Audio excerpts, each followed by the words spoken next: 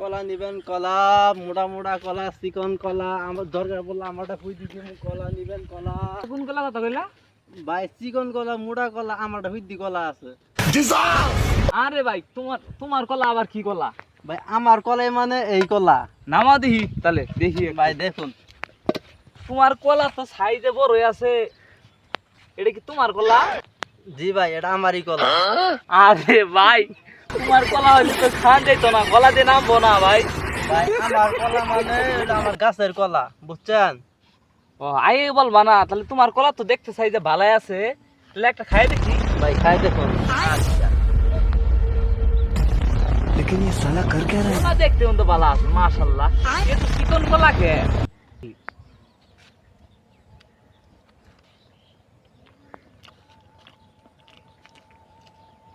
ভাই তোমার কলা তাইলে লাগে আমি না না।